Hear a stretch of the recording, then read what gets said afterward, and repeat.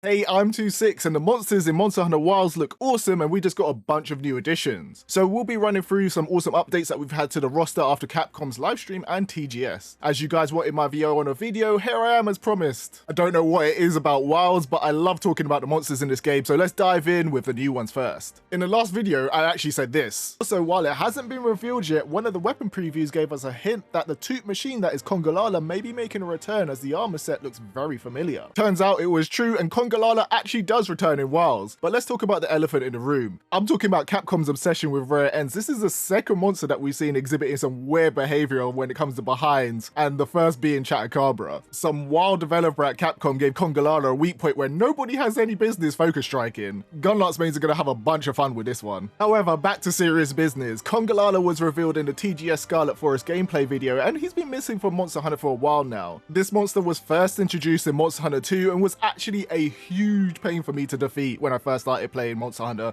way back in Freedom Unite. Trying to learn the ropes and this guy farting on you wasn't the greatest experience, but we all live and learn. This new version of Congalala looks amazing with updated visuals, physics-based fur, and updated sound effects.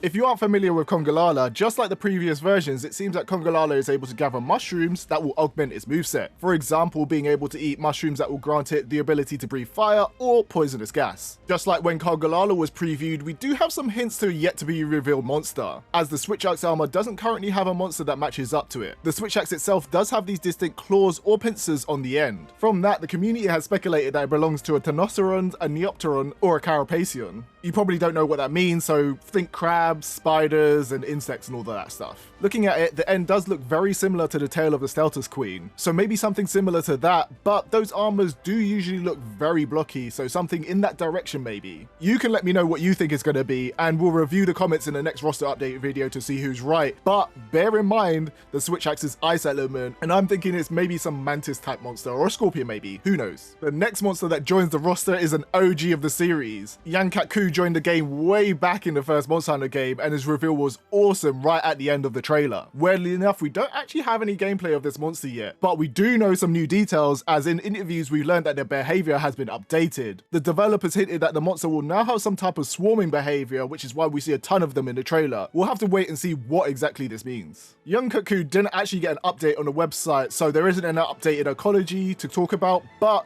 for those who don't know, Yaku is known for his quick movement and fiery breath attack, so get ready to be burnt up. We can't talk about Yaku and not talk about Yaruga. With the skeleton of Yaku in the game, it could mean that we are getting Yaruga, and Yaruga was available in World to Fight, so it makes sense that it'd probably be back, so heavily thinking that this monster's making a return. Next, we have the Chemet, which is a flaming rooster and probably one of the best looking monsters revealed so far. It's classed as a brute wyvern, and here's what we know of its ecology and behavior so far. The Chemet have disproportionately long tails, and they spray their flammable substance that they ignite by dragging their tails along the ground. They often can be seen fighting with other, smaller carnivores over carrion. We actually got to see this in the gameplay in action as the Chemet got attacked by a pack of smaller monsters. The animations and movements on the monster are top tier, and I can't wait to actually fight it. Also, if you look at the monster and match it up with the armors that we've seen in the previews, it looks like the one that we actually get from the bow showcase, so maybe this is the monster that we actually have to hunt for the bow armor. Next, we have a thick boy, the apex of the Scarlet Forest. Being an apex means it's stronger and badder than the rest of the monsters in the area. From what we know, apex is only commonly appear in that area's weather change, and for those who don't know, there's a wild state called the inclemency,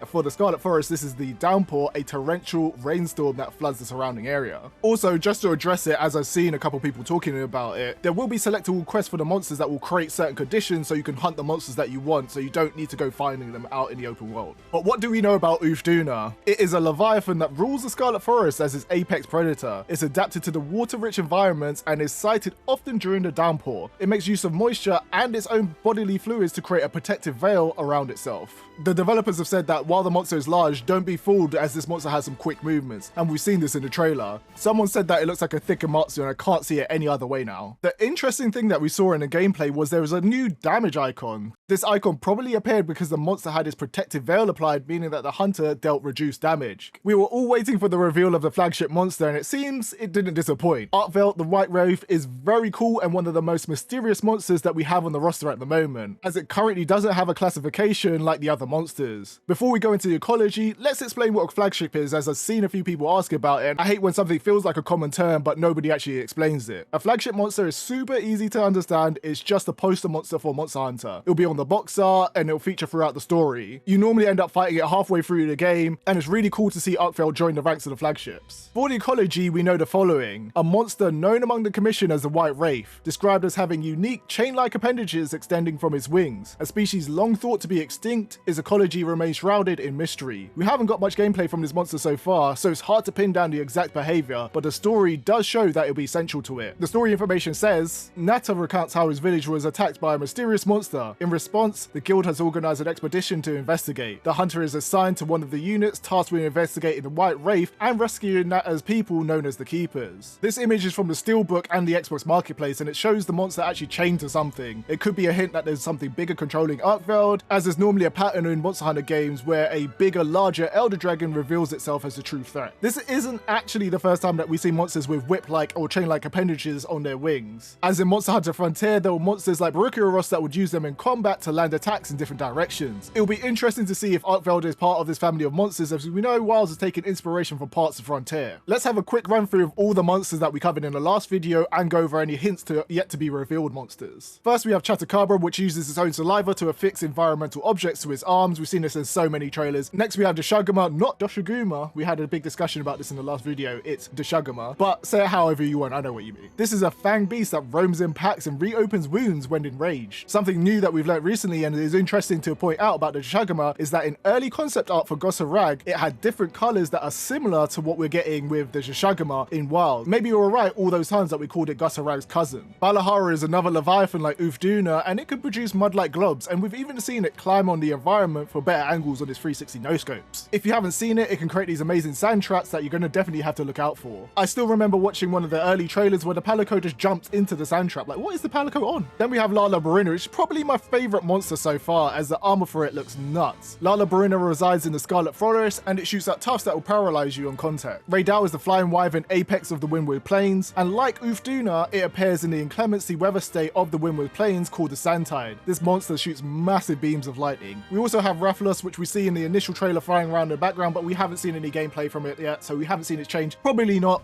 It's Rathalos. It's not going to change, right? I always like staying on top of the hints for new monsters, and one of the things that could hint to something new or returning is the inclusion of this area. The community are speculating that it could mean the return of Azuros, as he loves honey, or it could be a completely new monster like a bee monster, as a large nest would be suitable for it. It's actually really cool going over the monsters and seeing what's revealed so far. This is a fraction of the roster that we're actually getting. We probably have 2 to 3 more large areas to actually be revealed, and their weather state, so there's going to be a lot more monsters that we're expecting, and that's not even including the collab monsters or even the monsters that we get in DLC afterwards. So it's going to be super cool to see what they add to their actual rosters. Where's all the returning monsters though?